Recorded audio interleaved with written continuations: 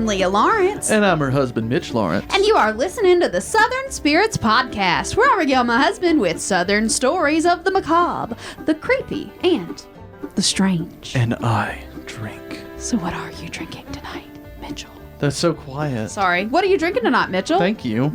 Our beer tonight is Truth, Body, Soul, Hazy Double IPA. And yes, there are periods in between each word. And that's why, because this is from Pretentious Brewery, Beltline Brewing LLC, also known as Orpheus in Atlanta, Georgia. It's 8% alcohol by volume, and nothing on the cans for these, so let's read the online description. Oh, here we go. Here we go. Strap in. This one's not too bad, okay, like good. the other ones from Orpheus, but here we go. Inspired by the Orphic Bone tablets, which explore the dichotomous nature of life and death, Truth, Body, Soul offers pure transcendent hop awareness through a blend of Citra Incognito, Galaxy, Huel Melon, and Mosaic hops. I'm not sure if you say that Huel, H-U-E with little things over at L-L. So let's say that. Anyway, end quote. None of that was in the quote at the end there. All I have to say about it is this an everyday, nothing special IPA. Nothing really sticks out about it. It's bitter and citrusy, but not much else. All told, it's easy to drink, but it just doesn't bring anything to the table. You haven't let me try it yet. Here, it's just a bitter, kind of citrusy beer. So you'll enjoy it. Not. But I do. It's a 7 out of 10 because I just don't care to get it again. It's fine. There's nothing special. So It kind of has a thick feeling. Ooh, well, it's 8%. Okay. So that probably does it. Yeah, it's got a little bit sweet. It's not super bitter, so if you're looking for a super bitter IPA, that's not it. Yeah, it's got more fruity. It needs to be colder than it is, though. I think the one that you've just poured has been sitting out for a few minutes. That, and it already had half of what I was already drinking in it. Okay, that makes sense. Because it is definitely, It's when a I little drink an IPA, I want it to be really, really cold. I agree. And yes. it's just not cold enough for me, but... I had it really, really cold. It's not that much better. It's a little bit, but it's not that much. So. I understand. It's fine. It's nothing special. Yeah. It's not transcendent for me. I agree. But, yeah, I agree. 7 out of 10, as I believe I already said. Yes. Our shot in the dark for the night. It's been a while since we've had this one on, but this is only its second time, so positive there. It's Mountain Java Cream Liqueur, produced and bottled by Old Smoky Distillery LLC in Gatlinburg, Tennessee. 17.5% alcohol by volume. If you'd like to hear the full review, go back to episode number 87. Jesus. For reference, this is episode 159. That episode was called Tiny Little Dictator. This got a 10 out of 10 overall. It's amazing, and this has been in our fridge since then. That episode was released in December of 2019. And it says on the label right here, quite clearly, enjoy within 12 months of opening. So. Yeah, and we're close. It's like 18. We're gonna it's been in the fridge. We're gonna roll the dice on this one. It smells fine. But either way, Sunday Fun Day coming up because we are recording on Saturday. Look, so. if we all get like food poisoning from this, you know what happens. Yeah, I think that's just called being drunk. But that's it for the alcohols, Leah. So what's going on next? Well, I think we should go directly into our sassy Southern saying of the evening. Are you ready, sir? Yes, ma'am, I sure am. Okay. Well, I think you're going to enjoy this one. Oh, okay. Yeah, you said that already, and I told you don't get your hopes up because you're just waiting for disappointment now. But go ahead. The phrase is eat up with. So oh, yeah, okay. The phrase that I'm going to use, the sentence that I'm going to use it in is, you don't need to. Y'all, he is just eat up with that fungus. Mm-hmm. Okay, I see what she's doing. She's giving me a little intro here. What does eat up with I'll get there. mean, Mitchell? It means you're infested or covered. It's usually the reason it's used is because it's usually about mosquitoes. So you're eat up with mosquito bites. The mosquitoes have eaten you up. But it has come to mean anything. If you have shit, if you have warts on you, if you have pimples, if you eat up with acne, I've heard the one he's eat up with stupid pretty often too. That just means someone like it's infested with stupid. Yeah, just real stupid. A lot of times if you've got some kind of illness, particularly cancer, a lot of people say he's just eat up with it. Eat up with cancer. That's kind of the thing. If anybody's got an infectious disease of any sort, eat up with it is sort of just a phrase that kind of encompasses like the depth and the direness of how bad it is in a nice folksy colloquial way. All right, let's get into it. The reason Leah said that about the fungus thing. I'm going to be a minute, Leah. You can just relax. So we went to Mexico for a week for our 5th anniversary. Got back last Saturday, a week ago today. And about a day before we left to come back, y'all, it's going to get personal. Just relax for a minute. If you don't want to hear a personal story, like, just skip ahead a couple minutes. But not really. But so I started to get a little bit of stinging, burning in my under-yunder. And I was like, what happened here? Like, we didn't do any swinging with anybody at the resort. What's going on? I thought, I'm pretty sure that I had a UTI. Okay? So we get back, and another day or so later, it's still bothering me. So through our employer, we have this service called Teledoc, where you don't have to go to the doctor, and they'll do something for you over the phone for the most part. Well, I put all that in, and it says if you have a UTI, you have to actually go get tested for it. And the doctor calls me and says, you know, if you do have a UTI, you need to go to a doctor and get it tested. Because it's just rare for men to have it, so we need to know what's actually going on. But then I told him all my symptoms, and he said, actually, it doesn't sound like you got a UTI. Sounds like you might have a fungal infection. So I was like, okay, there's a fungus in my dick.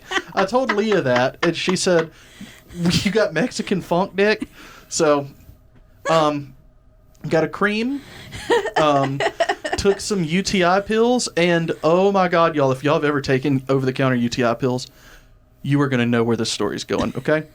So according to, I'm just going to, a little bit of foreshadowing here. I have 2 friends whose wives are nurses, and I asked both of them about something that was going on a little while after I took those pills. And they said, yeah, the over-the-counter drugs will do this, and I'm getting there, but there are some reddish-brown pills and there are some blue pills. That's important. I took the reddish-brown ones because they're for flushing, like they're diuretic, like cranberry juice, and they're for pain relief. And it does feel a lot better when you take those pills. And I peed not too long that night after taking those pills. And my pee was orange, like bronze orange, and I thought it was blood. I was like, okay, maybe I have a kidney stone. And I showed Leah, I was like, you got to come look at my pee. She came and looked. She said, that's like nothing I've ever seen before. I think we need to go to the ER. She said that. And that's when I contacted the nurse friends. Because I told you to. Yeah, and they said, no, that's just over the counter. If you take the blue ones, your pee turns blue. And I was like, motherfucker, I missed out on that. I want my pee to be blue. That would have been, like, concerning, but I think I would have immediately connected the pills were blue. Eventually. These were brown and orange. Even before the nurses responded, I was like, wait, those pills are probably dyed, but I don't know. And I was freaking out because, like, Mitch never gets sick. So, So I was very thankful to have a medical professional's reassurance that he's not dying over here. It was there's more traumatic. There's more. I don't think there is. There's more, Leah. You need to let me have this. There's more. So throughout all of that, y'all can probably imagine that not feeling very sexy, right? Like just haven't gotten aroused at all for a week. Your right? mother listens to this. Yeah, that's fine. So, if no one out there knows what it's like for men to not ejaculate for a while, it has to be expressed. Like it is a thing that the prostate tells you, you got to get this out. And listen, okay, there was no sexy thoughts. There was nothing. It was like I just have to do it for my health. And you know what, y'all? That shit was orange too. Fucked up, isn't it? That's fucked up. It was like a creamsicle. Oh, it was so gross. Oh my God. So again, if y'all have ever taken any UTI medicine, you would have known where that was going in the first place. It's a big problem, and I'm not. I won't say not proud. I mean, it's. I live in my body. It's fine. And been applying the fungal cream every day. Things are getting better. I don't know. We'll see where it goes. Nothing orange is happening anymore. I stopped taking the pills. It was interesting. That's all I'm saying. But anyway, our vacation was fantastic. So it was. I came Great away job. perfectly fine, so I don't know what Mitch's problem is, but I feel great. Got a little bit of sunburn on my forearms, but other than that, I'm good. Yeah. Yeah, it was a great time. I would love to do it again, but, it's expensive. And if y'all are looking for any kind of a all-inclusive Mexican resort, I can't recommend the Valentin Imperial Maya enough. It is a wonderful Second time resort. we've been. Yeah, second time. It was It's really wonderful. lovely. Yeah. And I wish we were getting some of that money back for, recommending them to Yeah, people. well. That'd be amazing, but, whatever. And if you're going to do it, y'all book with Cheap Caribbean on, it's just cheapcaribbean.com. That's the way to do it because it includes the flights, the ground transportation, everything. It's all taken care of. You don't have to do any of that shit. Yeah, and It's once again, amazing. not sponsored. We just had a couple of really good experiences with them, so Yeah. would recommend. Completely recommend. It's the best place in the world. Ugh. That's it. That's All right, everything. well, I that talked was about my Our orange, sassy Southern saying of the evening. my orange excretions, Ew. and excuse me about the burps. And I apologize for everyone out there, but it was one of the funniest things I've ever seen. Because, again, I wasn't feeling sexy at all. I wasn't, pleased with myself afterwards. I was just like, what the fuck is that? Ever pleased with yourself afterwards, though? Because I have a lot of Christian guilt. Most of the time, I'm okay with it. Okay. I dropped that shit a long time ago. I was, there's a lot of guilt in my life. Yeah. I don't know. I embraced my heathenity. Is that a I'll thing? take it. I don't think so, but I like it. It's a good Yeah. term. I embraced it a long time ago. Heathenity. I don't know. Yeah. It's fun. Anyway. Yeah. Well, that's it. That's everything I've got, Leah. All right. I've talked about my orange penis. For a Your while. penis is not orange. No, the penis itself did not turn orange. Just Thank everything God. leaving the penis turned orange. Please stop talking about it. Oh. It was really worrying. Yeah, I was legitimately concerned that you might have a really bad kidney stone, but after the way you talked about it, and I was like, I have kidney stones regularly. That's not. Well, it only That's hurt not a symptom. It only hurt in my dong. It wasn't. I didn't have anything else, so I was Yes, pretty you sure did. it You wasn't. had that lower back pain that you were screaming I think about. that was just from sitting in the car, though. I don't know. It's a whole thing, y'all. Don't worry It about was a long situation, but we think he's on the mend. Yeah. The funk dick is going away, so Yeah, applying the fungal cream. we got to stop talking about this. Ugh. Okay. First story of the evening. Oh, if you go to the Valentin Imperial Maya, I'm not guaranteeing that you will get a urethral fungus. By I the think way, that was all him. I don't know. yeah. Oh, I don't even want to. Yeah. Anyway. So Go ahead. we're sticking in Alabama for both of the stories that we're doing tonight. Okay. Coming back home because this is our first episode after vacation, so I just want to, get back to it. So we are going to be going to Blount County, Alabama. Okay. Pretty nearby us. It's roundabout so we're talking about Banger Cave. Do you know anything about that? No, I believe Okay. I've heard that before. Okay, so Banger Cave is in.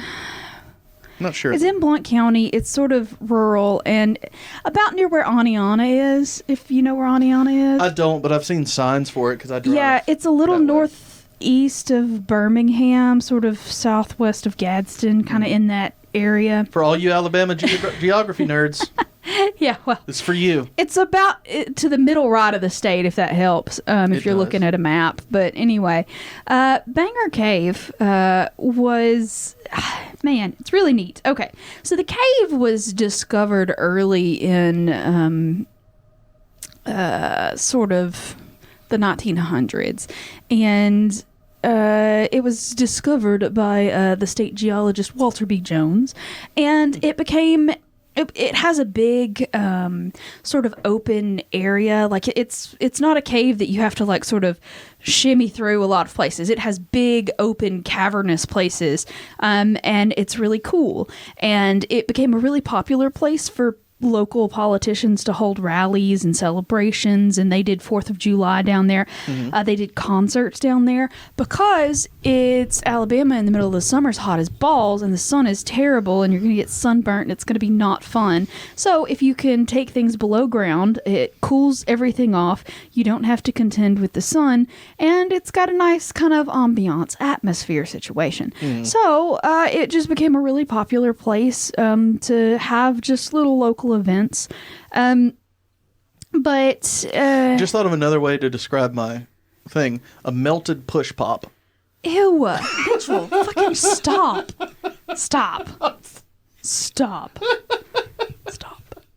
Anyway, back to the cave.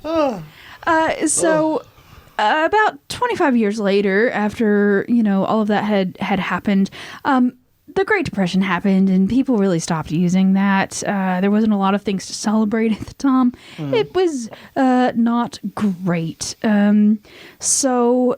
Basically, it just sort of went out of use. The community stopped hanging out over there because there was previously, so I don't know if you know a lot about Blunt Springs, but Blunt County and Blunt Springs specifically. There used to be like a sulfur spring there, and it was one of those resort towns that people came in on the railroad, and it was a resort town. They came to bathe in it and all that. Rich people came to That's hang how you out. get a urethral fungus. You sit in those fucking sulfur baths. Yeah, so the rich people came over and, hung out in these healing waters, and they, that whole hotel would host, they would take, not residents, but, guests out there, and they would have, adventures, and exploring the cave is one of their, excursions that they would do from the hotel. So it was a really big, popular area. But, of course, the Depression hit, and the entirety of that area stopped getting any money because people stopped traveling and doing stuff like that because nobody had any money to do that kind of thing with. So it just it was not great for a while. But eventually the man that owned the property and the cave, his name is J. Breck Musgrove, great name, he decided, hey, this cave is beautiful. It's really isolated, kind of in the middle of nowhere, and it's away from prying eyes. So what would be a great idea to start doing with this particular cave system? Swinger club. No. Club, but not a swinger club.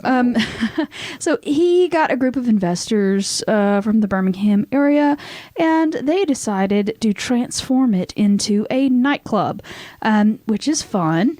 And they ended up creating America's first or only, I guess, underground nightclub at the time. And it was absolutely stunning, according to all of the local, the newspapers and stuff of the time. That sounds like a lot of fun and very reminiscent of right before we left to go to Mexico. We were worried that they were going to be locked down because they were doing it like every Thursday. They were saying how they would be for the next week, right? And Leah told me, because I didn't keep up with it, but she was keeping up with it heavily, that the Mexican government was breaking up parties, nightclub parties in caves where COVID was just running rampant, and also fucking bats in the caves. You're going to get something else as well and bring it to other people. Because that's how, anyway. So yeah, I'm saying 2021 Mexican cave party. So, they started a big cave club down there. And it was so popular that they even had a special spur of the railroad. The Louisville-Nashville Railroad built a special spur specifically to bring traffic to the nightclub down there. That's fun. Yeah, because it was so popular. Yeah. The cave is obviously still there today. It's on private property. Please don't go look at it unless you have the permission of the people that own it. But anyway, because there are photos that you can find of it online from then and from now. Right now, it's covered up in graffiti. I was Googling pictures of it, and one wall just says cunt. I don't know. It's there's a lot of fucking graffiti down there. Shit, to get back there and just yes, I can finally express myself. Oh, I don't have anything to say. Cunt. All right, let's go. And really, it's not difficult to get down there because they, as part of the renovations that they did to the cave while they were, fixing it up for commercial use, they built like they dynamited and blasted a new entrance into the cave that was really easy to get to. Mm-hmm. They made a big, like, sort of a squarish building with doors going down into it. So they made like an entrance to the actual cave system itself, so it looks like a sort of a storefront building kind of thing on the outside, and it leads down into this cave system, so it's very easy to get in and out of because they made it really easy to get in and out of. Yeah, that sounds great. But there are a lot of things that still survive from the bar today. They had a fieldstone bar, so they got a lot of stones and they built this really long sort of J-shaped bar situation out of it. The top of the bar is no longer there, but you can see where all of the bar was, and you can see all of those pictures on Google as well. They also served dinner. That was one of the legitimate things that they were supposedly building this thing. So the story is that they were building the Banger Cafe Club. So it was supposed to be music, dancing, food, no alcohol, no gambling. But of course, alcohol and gambling were 100% what the actual business was. Of course. But shot in the dark. Oh, God, it's time. Okay. Excuse me. Leah, you ready to guess a weapon? Oh, we're guessing a weapon still, yes. Yeah, it's been like 3 weeks since we recorded, so... All right, I don't know what this one is, what it sounds like, so let's see. And also, I don't remember if we've done it before either, so Just let's play see. it. Ready? Oh, you are never going to get that. Keep in mind, this is under weapons, but this app was free. So let's remember that. Let's just listen to it one more time. Yeah, you're never going to get that. Go ahead. Like a bad grenade? I don't know. Yeah. Defective grenade. No. Firecracker? That is listed as body slam. So I guess it's like, you know how on the wrestling rings they have like the plywood to make it sound bad with all the springs under it. So I think that's what that is. It's the smack of the body onto the plywood. Okay. But I disagree because that's not a weapon. I mean, that is a move. Again. Not a weapon. Oh, well, there's not a moves tab on here. But, like, that's not a weapon, so automatically I win by default because that's not a weapon. You can win if you want to. Thanks. Okay. I'm not opposed to So, it. shot in the dark. The guests of Banger Cave enjoyed a variety of fixed meal prices. What was the price of all of the meals that were served there in Banger Cave? And remember, this is the 1930s. Okay. So was it A, $1.10? Was it B, $1.20? Or C, $1.30? Can I know what was in the meals? No. Do you know what's in the meals? No. That's why I can't know. Okay. I'm going to say $1.10. You're correct. They were $1.10. Well, here, I'm going to pour two because I also want a shot. Because if you're going to vomit, I'm going to be there with you. Let's see. This has been in the fridge for over a year. I love it when we vomit together. Yeah, this stuff was also purchased in November of 2019. No, before that. Because, no. Amber and Aaliyah brought this to us because we were in D.C. in 2019. So we didn't even go to Gatlinburg that year. Remember? Mm-hmm. So they would have brought it to us. So it was purchased in November still. How's it taste? Fun. You're also washing it down with a pickle juice martini. So. Yeah, it's fucking delicious. Leave me alone. Okay, well, I'm going to have to mark that. Oh, I said the D word. Damn it. Oh, I apologize. Oh, that still tastes good. Yeah. I hope we don't die of dysentery. Yeah, maybe a little curdled, maybe. No, I don't think it was. I think it was fun. Yeah. Anyway, so, yeah, it had, ooh, I'm sorry, I'm struggling. That pickle and chocolate coffee situation is a little weird, but I liked it. Yeah. Anyway, yeah. Go ahead. Okay. So, like I said, they built this gorgeous nightclub underground.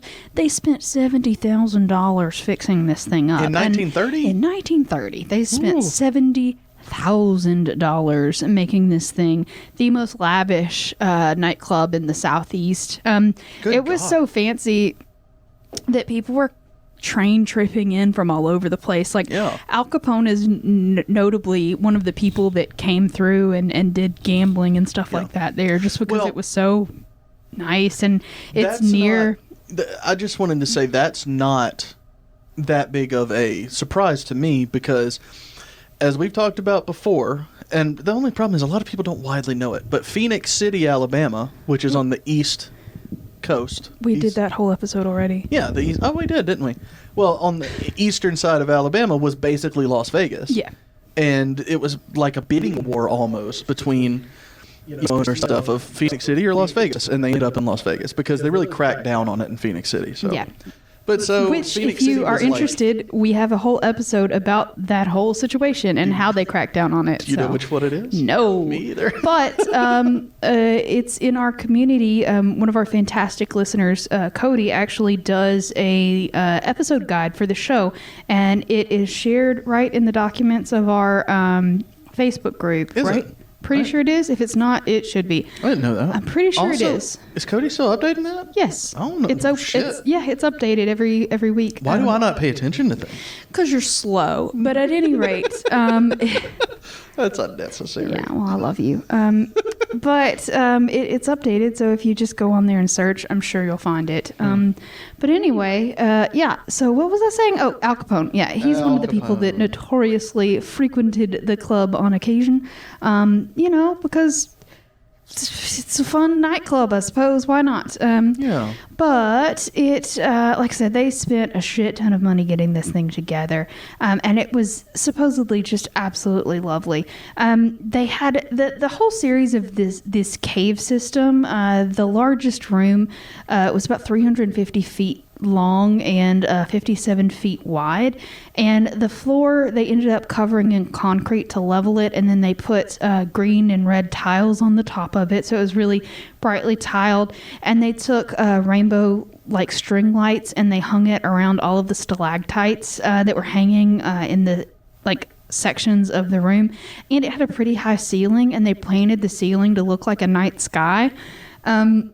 And they had an orchestra pit that they carved out of this giant boulder, and the whole orchestra pit section can seat about 30 musicians. That sounds amazing. Yeah, it's really neat. Imagine it's just acoustics. This big, exactly. Oh, the acoustics. Yeah, it's this big. I am a fiend for acoustics. You know that. They had this fieldstone bar that was very large. They had individual tables all over so diners could, sit and enjoy. They had floor shows. They had lots of vaudeville acts came through. Local orchestras came through for dancing. They had floor shows. Even in one section, they had a whole section of artificial grass and flowers. So it felt like you were having a nice picnic under the stars, that it was in a cave in Alabama. Okay. In the Depression. So, yeah. A little bit of elegance in the Depression. But the club had, I think the entire cave system is about 7 caves in total. The front couple were the only ones that they opened to the public. The club also had a pretty big kitchen.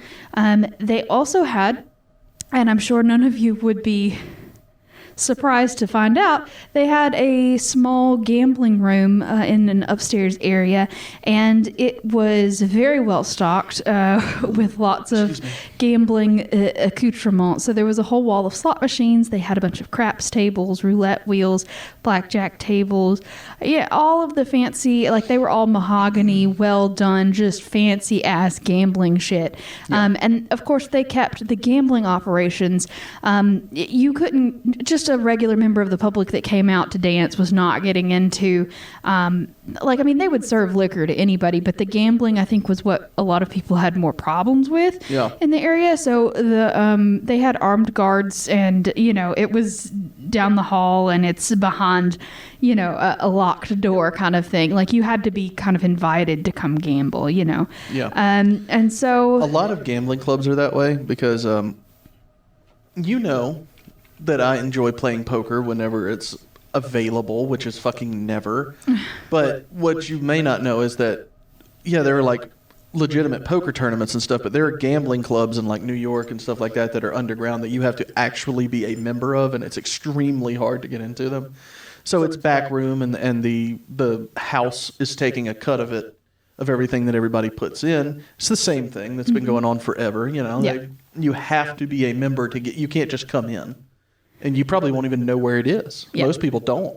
You know. And like I said, this is also Prohibition era, and there was lots and lots and lots and lots and lots of liquor flowing in this place. People were dancing and drinking and carousing and having a good time. Hell yeah. And it was really, really, really popular. Like I said, they built a whole extension of a railroad just to get people to this place because it was as popular as it was.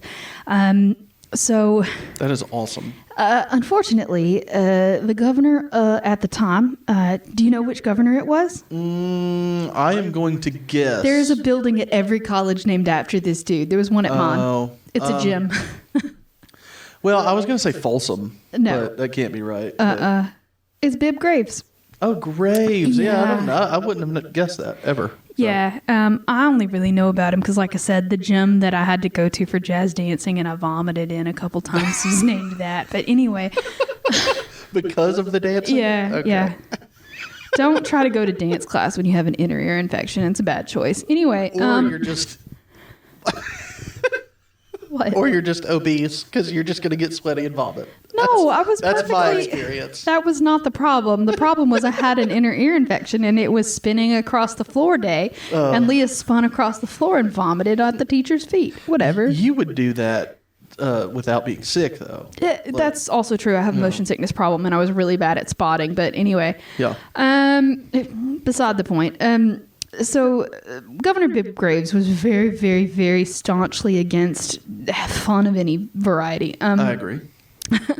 And he was doing everything that he could to shut down any kind of illegal operations, anything fun, any liquor that was going on. He wanted it stopped. Yeah. Excuse me. So he sent out a letter to the sheriff there in Blount County, and it said, I quote, I call your attention to the notorious dive being operated in your county at what is known as Banger Cave. Please close this dive at once and apprehend and prosecute those guilty of law violations there. Close this dive. I like that. And apparently that cave was not the only thing that he wrote this exact letter to. He also sent the same letter to sheriffs in Baldwin County, Shelby County, St. Clair County. Like, there was a lot of illegal speakeasiness going on in that area. Yeah, Alabama was a happening place in the 20s. It was. It was indeed. And like I said, they did, in fact, attempt to shut it down. So they had just gotten a new sheriff in that county, and he was really ready to just comply with what the governor was asking of him. The sheriff's name was Ed Miller. And so pussy. After the first raid on the Banger Cave, the Blount County newspaper reported like headlines, and this is what it said in that first raid after. It said, hitting with a bang that reverberated over the entire state. Our new sheriff, Ed Miller, raided Banger Cave on Saturday night just after the clock had passed the midnight hour and made a haul not only in gaming tables but in arrests and drinks that make wild men wilder. So you already have to be a little wild. Yeah. And then you have... Yeah, you're not going to drink if you're not wild already. I'm going back to Biloxi in October, and I can't fucking wait to get wild. Guys Gone Wild doesn't sound near as much fun. I'm sorry. Yeah, I completely disagree. Yeah. We can see all the different shapes and sizes of testicles. Gross. But anyway. Guys just making out. You know, that's a lot of those Girls Gone Wild videos. Yeah. Just kiss each other. All right, yay. $24.99 VHS tape. Gross. Anyway, so they did in fact raid, and they got whiskey bottles, gaming paraphernalia, etc. They arrested some people, but eventually the people that owned it bailed everybody out, and the next week they had it reopened to a full house. There was an orchestra called Billy Yates and his 12-piece orchestra, new vaudeville acts, and Benny Becker as masters of ceremony. So that was their whole thing of right after they got raided. They were like, fuck everybody, we're back in business. So So they did. And of course, that was not the first raid. They got raided and they got raided and they got raided. But, it was fun and it was making a shit ton of money. So they did everything that they could to keep it open. But it was a pretty short lifespan. It did end up closing permanently in January of 1939 because its owners were arrested. And within a year of everybody being arrested, the cave mysteriously had a mysterious fire on the interior of it. So like I said, it's... How does a cave light on fire? Yeah, that's why it was mysterious, Mitchell. Anyway, it destroyed all of the interior of the cave. Y'all fucked up. Most people think that, the government had something to do with it, so they couldn't continue to operate liquor it. in there. Just, spill it and throw a match in. I don't know, but anyway, apparently during the short time that it was open, it took in over $1 million. And so it was a very profitable business, even if it wasn't exactly above board at the time. But so like I said, the remains of the cave are still there. And like I said, if you're interested, Google it, because there's lots of people that have gone in, done, cave exploring kind of photos and stuff. And there are pictures still from the time period of when it was actually still a nightclub. So it's a really neat story. I think it's cool that there was sounds amazing. That sounds just like a cool so underground club. Damn fun. I really think that, you would have to fucking go to Blount County, and I don't want to, but I'm just saying, if someone... a cave up here, but, besides that. There is actually a cave concert venue in Huntsville. I think it's called Seven Caves, maybe. But there are. It's a whole thing. 7 Caves. Concert venue. Anyway, and then there's also a concert venue in caves in Tennessee, not far from us as well. There's a lot of caves down here, by the way. But anyway, I think it would be fun to America in general. Yeah, they have like a New Year's party down in the cave in Huntsville that's really supposed to be really fun. I've never been because it's hard to get tickets to, but it's supposed to be a really neat New Year's party that they do every year in the caves. But it's just, I think it would be really cool. I think people, like, if it was in a better location, it would probably be better. But like, if you could really fix it up again and make it elegant and have live music, I think that would be a really neat nightclub experience. But that sounds great. It is kind of rural and in the middle of nowhere, though, and if you can drink at home for the same, Prohibition made it a little bit more desirable to be out in the middle of nowhere drinking. Now, not so much, but Anyway, I think it was just a cool thing that I just imagine was really neat. So. And illegal. Honestly, that sounds like so much goddamn fun. Yeah. Like, I want to know what kind of games they had there. I told you. Yeah, I know, but I want to know I want to know the layout. I want to go in there, like when I walk into the Golden Nugget down in Biloxi in a couple months. Oh, man. It's just so much fun being in a casino. I've only honestly been in maybe 2 casinos in my life, 3, I guess. I've been to the Hard Rock in Biloxi and the Beau Rivage there, and then that one in North Carolina. But there's so many like noises and oh, it's loud as fuck in a casino. It makes me a little twitchy, so I'm never terribly comfortable in those places because. Oh, and I've been in the one in Wetumpka. Oh yeah, we ate at the buffet there. We ate at the buffet. Amazing fucking brunch buffet. It's a really good brunch buffet. Oh my god. But yeah, so those are the only casinos I've ever really had experience with, and like I said, they're just too fucking loud for me. I get real, and there's generally a lot of people, and it makes me kind of nervous, so I don't care for them. But yeah, the best thing to do is to go in at not the high volume times, or not in, but like we stay in the hotel in the casino, so it's just you go down to the floor at like early in the morning or late the fuck at night. There's not really a lot of people. There's a lot of people around dinner time. The best thing in the world, and I see why people get addicted to it, is sports betting. That shit is so much fun. We did it when I went last time. And it makes the games so much fun to watch, especially if you're already a sports fan and you don't, you have games on in the background. Now you are watching the games and loving every fucking second of it. I just don't care that much. I understand, but it's so, I put $50 on a game on a football game. I don't even remember what, because I wasn't keeping up with the teams, the college teams. I just put it on the over. I think they're going to score more than 70 points together. And they did in the whole fucking time, because 70 points takes a while to get to in a football game. And I was just, it was so much fun, Leah. We drank so much beer just sitting there watching in the restaurant. Oh, it was a great time. I won. I got $92. I'm so happy for you. I mean, I don't care, but I'm happy for you. That kind of thing doesn't appeal to me, and gambling of any variety makes me nervous because, once again, the guilt, because Baptists don't drink or gamble, and I was raised that was bad. And Baptists so do drink and gamble. They Yeah, just just don't not tell around each other. About it. Right. So I'm just what are you saying. going to do? Now, we played a lot of craps, too, and that will hurt your brain. Yeah. It's very difficult, I don't get it. and it's very hard to win. But a friend of mine, we played, I think I've told this story before, but they were playing craps, and I was watching, learning, and he was teaching me as they went. It was low-stakes craps. And so I kind of figured out, everybody on the table's winning. So I'm like, all right, here's $100. And then everyone lost when I put money on the table. I lost $100 in 5 minutes. I was like, I'm not playing craps again. And that same Probably friend, the best idea. that same friend went down the next morning. He has children, so he gets up at 6 no matter what time we go to bed. And he got up the next morning before all of us got up, and he came back to the room, and he had a $500 chip with him. And he was like, I put 100 on craps and won big. He had $540 that he came back with. It was 7 in the morning. He just went down there and was like, I was by myself the whole time.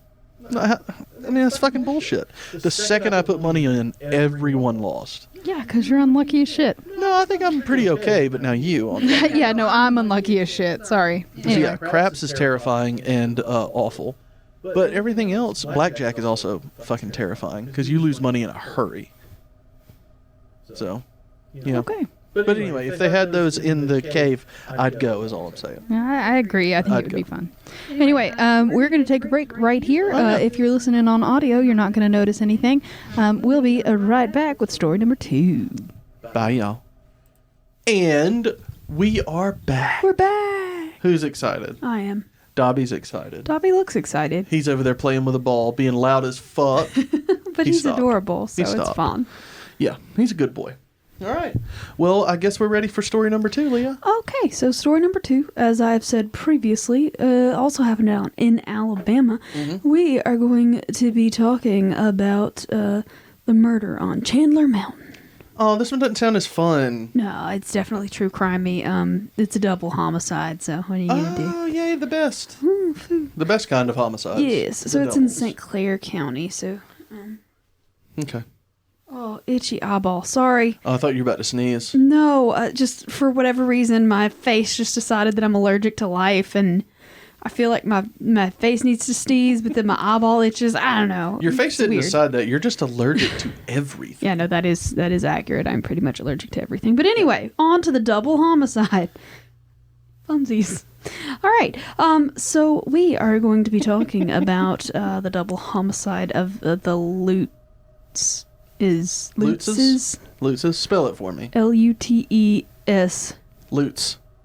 Just say Lutz. Is What I can't stand is people not knowing how to write that.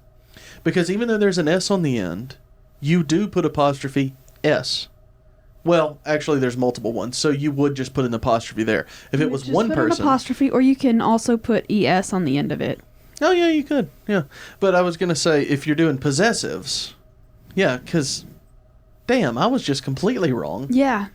I thought we were talking about possessives. But anyway, possessives piss me off. Because if it's one person, if it's like Mitch Lutz, it is another apostrophe S. Even though there's an S on the end. You still do it. Yeah. I'm just saying. That's one of my big pet peeves. And now that's what we're going to talk about for 30 minutes. I was going to say, it has no bearing on the story whatsoever. Pissed me off, though. Knock it off. Pissed All right. me off. So, and this is set in 1911, so a little bit of a ye olde kind of true crime story. You know, I'm not huge onto the modern ones, so Yeah. yeah, Who is, though? lots of people, it turns out. But for me, Yeah. the older ones are what I'm more interested I in. watch a so. few of them on YouTube. Yeah. Don't we all? Anyway, so it was November 1911, and a neighbor realized. 1911. This is also like Greasy Hollow, Alabama, which I think is really funny.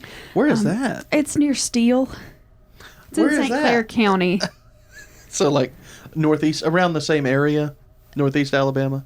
Because isn't St. Clair County like east of Birmingham? I was gonna say, I think it's slightly northeast of Birmingham, almost to Gadsden, but not quite. Like northeast middle of the state, if that Yeah. makes any sense to anybody.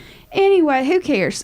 Nobody. I do, because I want to know where the fuck this is. Well, you can look it up, but I'm saying most people don't really care, geography speaking, where it's at. But We have Alabama geography nerds. We have discussed this already. anyway, so they had a neighbor, the Lutzes, had a neighbor who noticed, y'all, we haven't seen the Lutzes around lately. They have a farm. They have animals to feed. What the hell? They gotta be somewhere, right? Yeah. So they were a little concerned, and it's a really isolated area. It's on a mountain, like in a mountain range kind of area, real hilly kind of stuff. And so they didn't really see any need to call any kind of law enforcement or whatever. They were just going to check on their neighbors. So they go, and they notice that all of the windows but one were completely closed. And they go to peek in through the window, and they see not a great scene. Blood-soaked everything. It had been a violent double murder. So they realized, hey, this is not cool. We got to bring in some people that are, official and shit. So they called the police. Well, they didn't call them. They went and physically got the police because, Alabama. Telephones in 1911, right? Not in rural Alabama. Yeah. So they go to the police and they say, hey, there's been a murder. And they bring the police back. And anyway, they come to find out that the couple had been dead for several days. And there were like old food dishes all over their table. And they thought that probably indicated that the killer had had dinner with the family before just absolutely beating them to death with some kind of blunt object. So obviously they probably knew this person.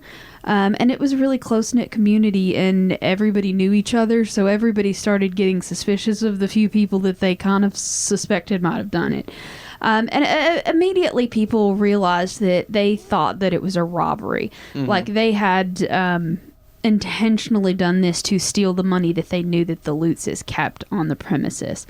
So the dude, Jacob, so their names are Jacob Lutz and what was the woman's name? I can never remember it.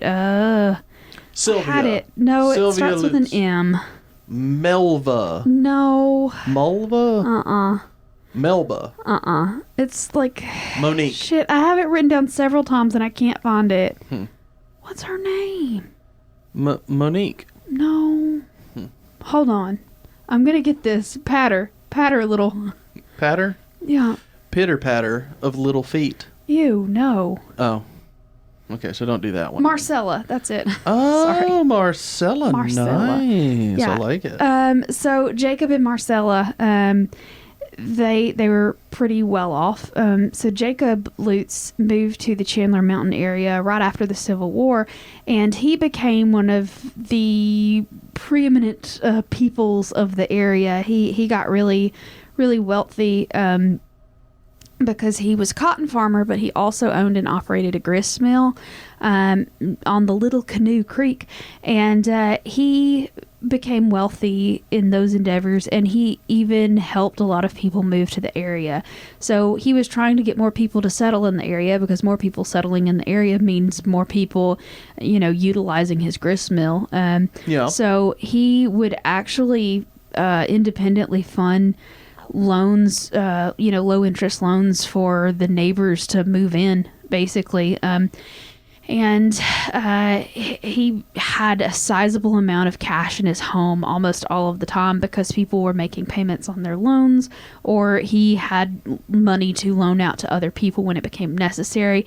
He kind of became like a private bank to the community just because he was able to, and so he was well known to keep a sizable amount of money in a money box on the premises, I suppose. And so everybody in town knew about it, and everybody in town also knew that some people, a couple of families, had made final payments on their property, on their loans, to him that week. And so he would have had even more money than he normally kept. And like I said, it was a small, tight-knit community, and people just knew what was going on in town.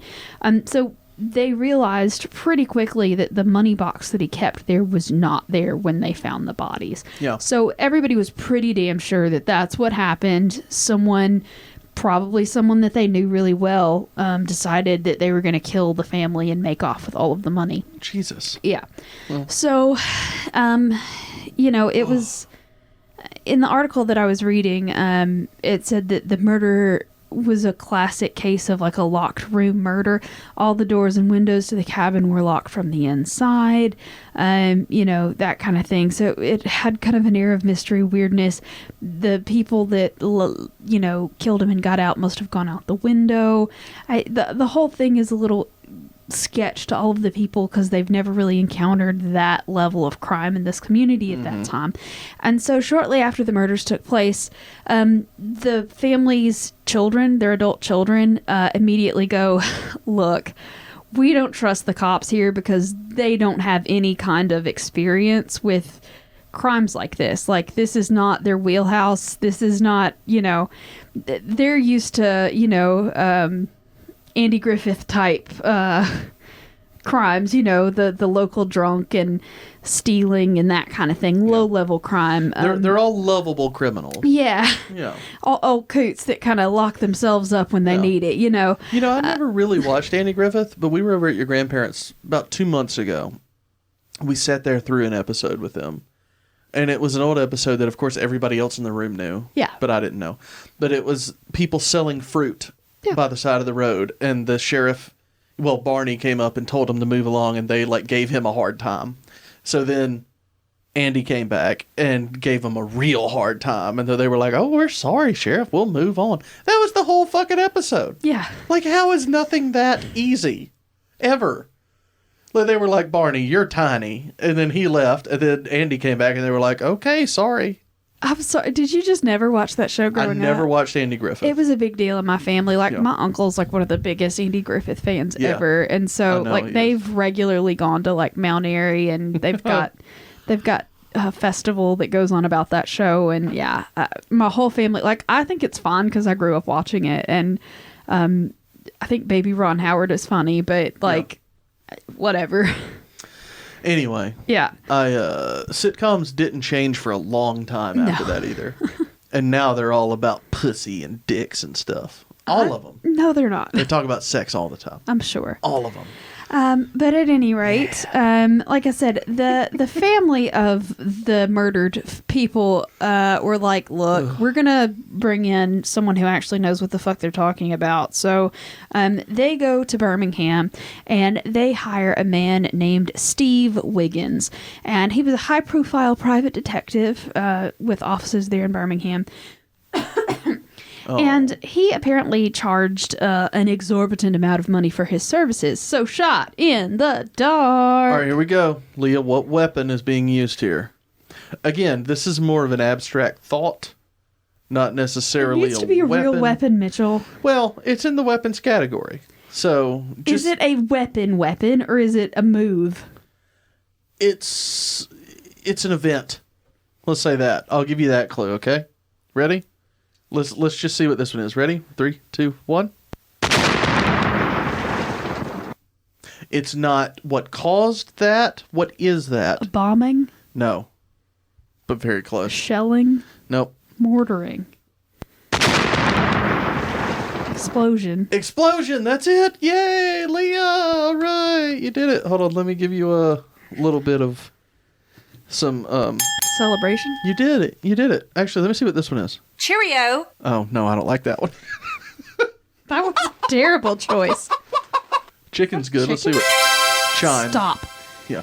You're gonna stop poking shit, Mitchell. I'm just getting it ready. Okay, shot in the dark. Let me get the shots ready. A shot in the dark. How much did the detective charge per day? And this is in 1911. 45 cents. No. A, $5, B, $15, or C, $25. At this instance, You just go with the middle of the road. I'm going to say $15. You're incorrect. He charged the exorbitant rate of $25 per day plus expenses. Bruh. Yeah. Hold on, let me find my fail here. Let's see. I've got fail sad. Let's see.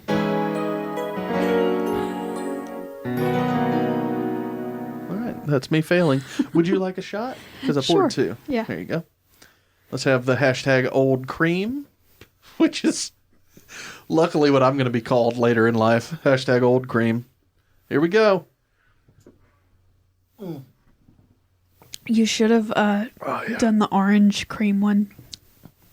Well, oh God, that would have been great, but we've already had it on 3 times. Yeah, well. Otherwise, it would have been on theme. Gross. Would have been a great idea. That's a lot what it looked like, though. About the same consistency. Everything. Just stop. It was interesting. That's all I'm saying. All right. Oh. You asked for it. Yeah.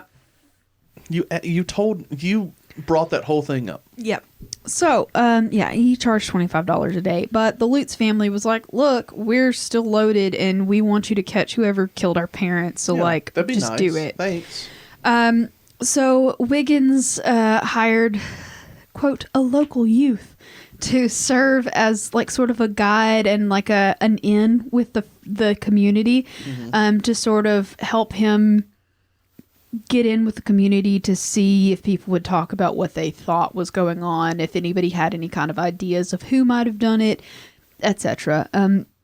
So he spends a few weeks just traveling around the area, trying to just sort of weasel his way into this society, into the groups of folks.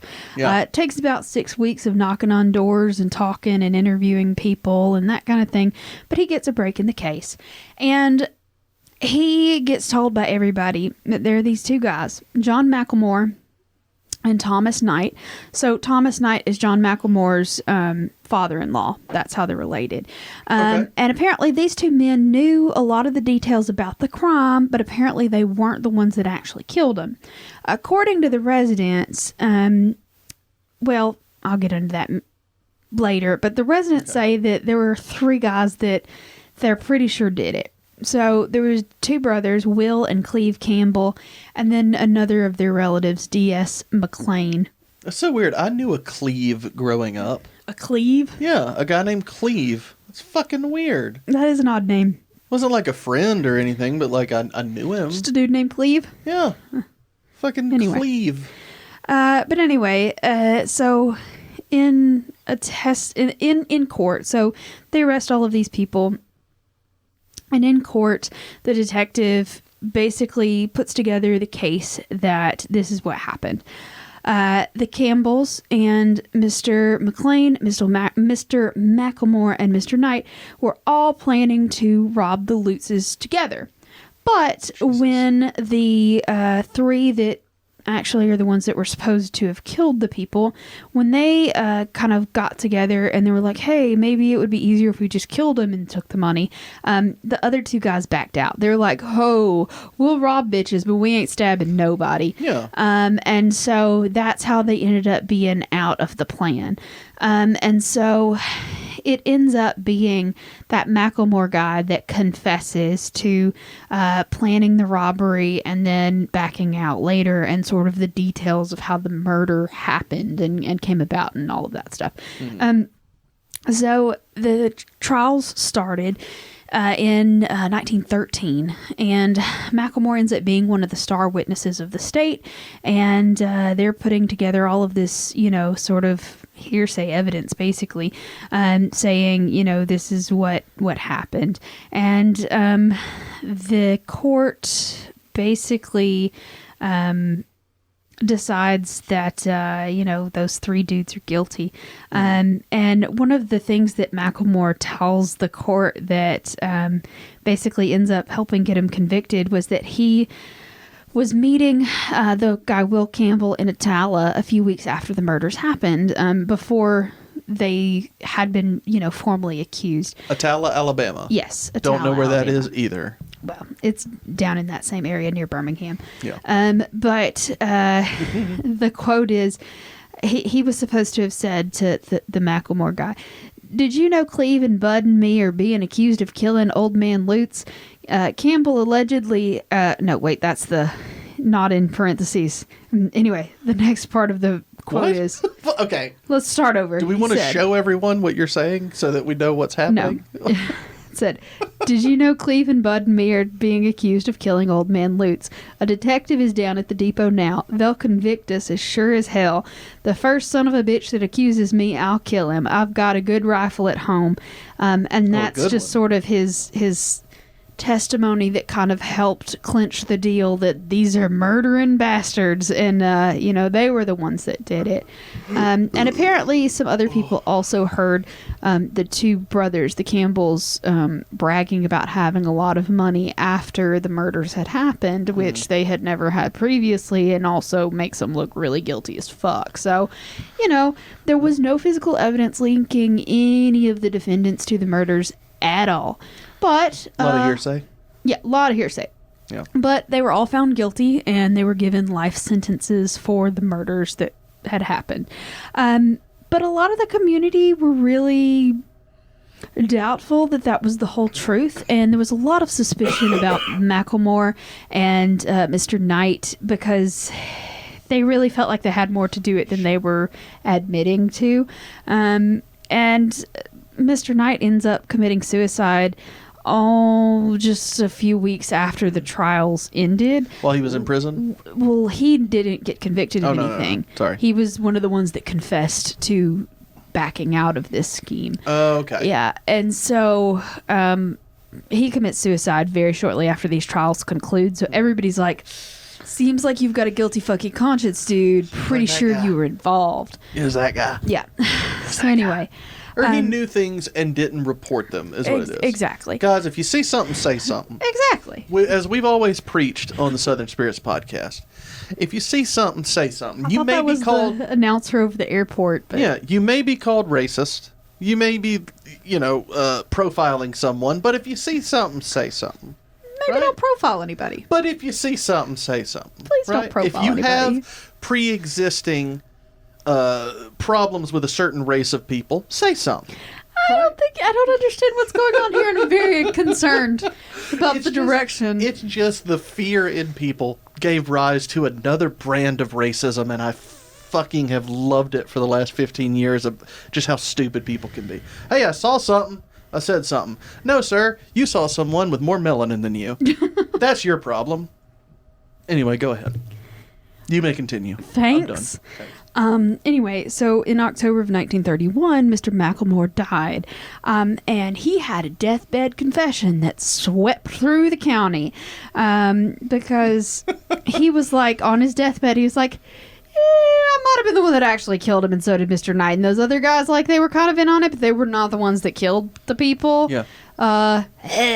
Y'all saw something and you didn't say anything. Yeah. That's what he's saying. Yeah. So he died and had this whole deathbed confession that ended up being this big deal. The newspapers reported on it because it had been a good, 20 years, something like that. It's been a while. I'm bad at math. But anyway, by the time that he, ends up making this deathbed confession, Cleve Campbell, one of the two brothers, he was in his early 20s when he was convicted. He was finally out of prison. He had been, paroled out. And then Bud McLean ended up, he was still in prison at the time, but he received a full pardon after the confession that Macklemore made. And then Will Campbell, the other brother, ended up escaping from prison in 1916, and he remained a fugitive until 1930. He was out for that long? Mm-hmm. That's amazing. Of course, it was the early 1900s. So. Yeah, but while he was just living free, being a fugitive, he volunteered for service in World War I and ended up doing action in France. Then he, after he came back from World War I, hung out in Mexico for a while, and then eventually, after that deathbed confession, he came back and he was like, "Oh, I'm cleared," and he received parole in 1932. So yeah, that guy didn't spend much time in jail at all because he skipped jail and went to war. Just imagine if you could be like, I'm leaving. Okay, I'm going to break out. I'm just going to hang out in Mexico, which I'm pretty sure a lot of people just can do. Yeah. And, if you can get in a resort like the Valentin Imperial Maya. I don't think that's the kind of living in Mexico that those Absolutely kind of people are not. I'm just saying if you can. Take a trip over to the Los Calibres spa. Yeah, that was fucking amazing It experience. was. But, if you could do that and just be like, hey, I'm not in prison. Yeah, you're in fucking paradise. But he went through World War I first, though, and that seems Yeah, but that was a shitty. fucking cakewalk, too, for most people. Okay. All right. No. I've listened to the entirety of Dan Carlin's hardcore history on that. Good God. Like, I got into it thinking, like, this is going to spice up at some point. No, it's just all fucking battle formations and shit. Yep. Holy shit. Like, it was fine, but it's like, y'all, do not support... What are you getting out of this? Forget it. We've already had this discussion. Back to the story. Anyway. I don't understand what everybody loves about the hardcore history thing. Anyway. But yeah, eventually the Lutz's daughter was pretty skeptical about the deathbed confession, and she pretty much remained convinced that the brothers and Mr. McLean were the ones that actually murdered her parents. But eventually she remembered it was in a newspaper article apparently, and Did I throw you off? you did, and it pisses me off. All you're thinking about is how much you hate hardcore history now. I don't hate it. We've been over this. Shut up. Anyway, so anyway, there was an article that came out after the confession and after everybody was, pardoned and whatnot. And she remembered that Mr. Macklemore had told her that it was dangerous for her parents to live alone and keep all of that money in their house.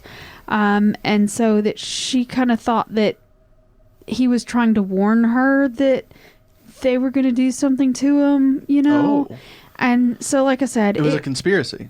Yeah, exactly. And I mean, it was legitimately a conspiracy. They conspired to rob and murder these people. But This whole thing was a conspiracy. like I said, a lot of people in the area sort of thought that it was all 5 of them that were involved. Yeah. A lot of Sounding a people lot like it now. thought it was just the 3. Yeah. A lot of people thought it was just those 2 that framed the other 3. So it's just still kind of a mysterious, like, who the fuck knows kind of situation. But everybody's pretty sure that it was some grouping of those 5 people that did it. So Yeah. It sounds to me like all of them were in on it. yeah, I think it was probably a combination of all 5. Who Some actually people- bludgeoned the people to death, who knows? Yeah, but like, sometimes, those movies that everybody likes where they're like, all of a sudden, fucking everything happens at once. And so 2 or 3 of these people were like, whoa, that's a little too much for me. yeah. And so now they're, quote unquote, out of it, But they were all involved the whole time, Yeah, I think everybody was involved in that particular situation, but who knows? But anyway, that information was taken from the Alabama Heritage Magazine and Wikipedia. Wiki? Yeah, Wiki. And I don't think I sourced my previous information. Please do. The one from the first story was also Alabama Heritage Magazine because I got bored at work and started reading articles on that website. And then also al.com and Wikipedia as well. So Yeah. lots of fun stuff over at Alabama Heritage Magazine. Just Awesome. lots of old history from Alabama. I've seen that magazine so many times and I have never read it. Like I said, I've never seen like a physical copy of it because I'm sure it's published in Montgomery and like is distributed down there. But the online website's really neat and they've got a bunch of old articles on there, so it's fun. Yeah.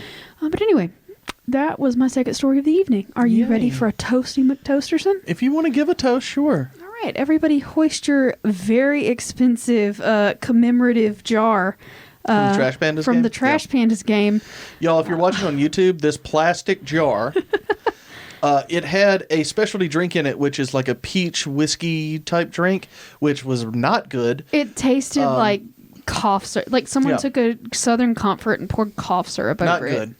But that, because of the commemorative thing, and if you've ever been to a minor league baseball game, you It's already know, expensive. that was $25. So we got 2 of them. because I wanted one too. Shit, you know? And you waited in line, what was it, 4? y'all, I can't. I got in line after the national anthem, before the first inning started. I got back to Leah, who was sitting on the right beside where I was on the lawn area. You can get like picnic seats for $8. So you just bring a blanket and sit there. Right beside me. Got back to her in the 5th inning.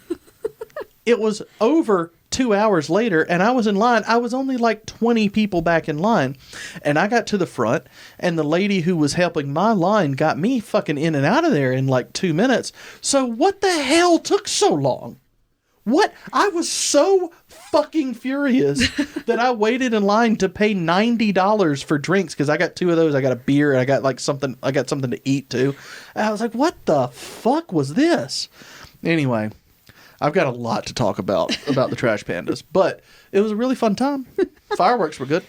Were very nice fireworks. I stood up most of the time I was there in fucking line. Anyway, so everybody hoist that little story high into the sky. There you go. We're toasting. All right. The liquor was flowing and the guests were depraved. The best times were had at an old banger cave. Nice. All the old folks around the town... Nope. Let me try that again. Up. All the folks around the town knew the reason for his aggression, but the murderer was only caught by his deathbed confession. Drink! Very nice, Leah. Very nice. Good toast this week. Thanks. And if we have some time, I want to tell everyone that I meet or come into contact with, period, that you need to watch Inside by Bo Burnham on Netflix. Oh, Jesus Leah, Christ. Look, I can't stop talking about it. Leah saw it once and she's like, okay, it's fine. I've watched it 5 or 6 times so far. It's well done, but it's not the level of good that you think it is. Leah, it's amazing. I It is have a degree absolutely in that. And I'm not worried about the fun. design of the thing. I'm talking about the content. It's fucking amazing. It's good, but it's not as good as you think it is. It's amazing. It is amazing. If you can go watch you're it. You're a 30-something white guy, and that's exactly who it's targeted at. Well, it's the person who made it. It's not necessarily who it's targeted and at. you relate to it, and you think it's really, really good because it's something that you relate to. And is it good? Yes, objectively, it is good. But it's not like watch it 6 times in a row good. I haven't watched it 6 times in a row. I've watched it 6 times. And you should watch it more than once as well. And you might get a little more out of it. It's fun. It's amazing. Y'all. I think he's a better cinematographer than I think he is a comedian. I disagree. See, that's one of the main things I wanted to talk about is he's gotten older and took all that time that he took for his mental health and did other things like direct and write for other things. I think that he has grown exponentially in his comedy, especially. It's fucking amazing. I don't understand how you don't like it as much. I think he's funny. I get it. But I'm saying he's more talented as a cinematographer than he is anything. He's just extremely talented in many things. And that's the problem. That's the problem. How can you be that talented and just have turned 30? Which the midway point of that special is a song called 30. Oh my God. That's my favorite part of that whole thing. The song 30. It's amazing. It's fun. It's amazing. It's Leah, fun. it's so good.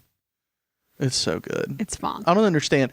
Anybody out there, if you're listening, post in the community chat if you have watched or are now going to watch Inside.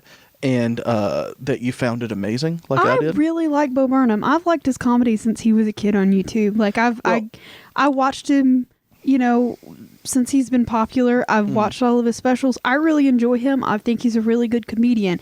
I really liked that special. I thought it was entertaining. I thought the visuals were fantastic. I thought it was really well put together. But you're obsessing to a level where you think this is a grand opus. I do. And it's not. I completely disagree because I've liked Bo Burnham as well since I became aware of him in 2006 whenever he started. I always thought he was fun and funny. And then his specials I thought were good, but I didn't think they were great by any means and revolutionary. I think that this one, since it was filmed over the entirety of the last year and is basically about everything that happened over the last year, is absolutely incredible. I really do. And I think it's going to stand up for a very long amount of time. People are going to be referring back to this special and talking about everything that happened in it for a very long time. I really do. It seems incredibly situational and timely now, but I don't think that's accurate. Yeah. Well, maybe. But maybe. I'm just saying that's how I feel about it. It's amazing, and I believe everyone, especially our age, should see it. I mean, really do. I think it's really good, and I would recommend watching it, but don't go in thinking your mind's going to be blown, because it's fun. It's good. See, it's funny. It's an enjoyable experience. But see, that's the thing. I went in thinking this is going to be like his other specials, and then immediately the intro blew my fucking mind. It really did, because it was like, this is going to be stupid and funny because he's in a room, and then he had a headlamp. And it revolutionized everything I could have thought it was going to be. It all was clever amazing, and amazing. it's funny, but it's not as good as you think it is. I disagree. I think it's amazing. I think that it's just particularly. Leah's upset because Bo Burnham didn't pay her. He paid me to do all of this. I just think you're particularly susceptible to the message of it. I agree. Because you are a 30-something white guy, and he is a 30-something white guy, and it connects to you on a level that it doesn't connect to me, because I'm not a 30-something white guy. I can agree with that maybe I'm particularly susceptible, but it's just so rare for me to get excited about something and really be into something. Yeah, I know. And which is why it confuses me. Oh my God, it's amazing, Leah. Look, you don't have a favorite anything, and like the fact that you've watched it more than once makes me go, it's been out for... what is your problem? It came out the day before we left for Mexico. I watched it on the plane from Charlotte to Cancun. I watched it again in Mexico with you. I've watched it at work 2 or 3 times. Pretty sure you watched it this morning, because I heard it in the bathtub this morning. No, I wasn't watching that this morning. I was watching other things that he was involved in. Oh, okay. This morning. So, yeah. But yeah, because it's just fun to, after you see something that is so different now from what he was then, to like go back, because he hasn't performed in 5 years. Yeah. To go back and look at other things and see like, okay, I can see the growth. Because the other specials, like I said, I enjoyed them. Didn't think they were great. This one I think is absolutely amazing. And you should all go watch Inside on Netflix. And if you know what, if you don't like it, I apologize. You can have an hour and a half of my time. And you're probably not a 30-something white guy. You might be. And even if you're not, you still might think about it the same way I do. I think it's absolutely amazing. If you're a 30-something white guy, you're probably going to be real into it. Yeah. You should also try it about 6-7 times. And then tell me how good you think it is. You'll give it some time. Also, the album's out now. Just the audio only. Jesus Christ. Yeah, it's on YouTube Music. Because we can't get fucking Google Play anymore. I'm still pissed about that. YouTube Music sucks. It's the worst. Anyway. That's everything I had this week, Leah. I mean, that was necessary. We had a good time going, and you've like what did I do to mess it up? Minutes. I recommended a fucking opus, like you said. I recommended that. What did I do to mess up the good time? What did I do? I'm going to watch it again when we get done here. Well, that's fun. Yeah. I'm going to go to bed. Oh, well. Okay. Well, I guess we're done. Leah hates everything. I don't hate everything, but we'll hate get good into things. that later. You do hate all the good things. That's Guilty. true. That's true. You hate all of the good things. Indeed. All of the enjoyable things. Correct. All the artistic things. Yes. Yeah. Leah's one of the worst people in the world. I'm aware. You're saying this like it's news to everybody, but it's not. Oh, they know. They know. I'm a garbage human being. They come back to hear your takes on the world and be like, Leah's basically a Nazi. Yeah, Leah's got hot takes on everything. Hot dumpster garbage takes. That should be a new podcast, Leah's Hot Takes. And then it's mostly just you making pancakes because it's like there was a typo. Sorry, everyone. We fucked up. We can't go back and change it. It costs money to change the title. We're not going to do it. Anyway, here's me making flapjacks. I don't even like pancakes that much. I like a pancake. I don't like a bunch of pancakes. Oh, that's funny. I made myself laugh. Well, that's half the battle. how about we wrap it up? All right. Well, thanks everybody. We really appreciate it, and just thanks for being here. It's been a couple of weeks, so we're kind of like into the whole recording thing, you know. So, thank you, and follow us on Facebook, Instagram, Twitter, TikTok. Haven't done anything on TikTok in a while though.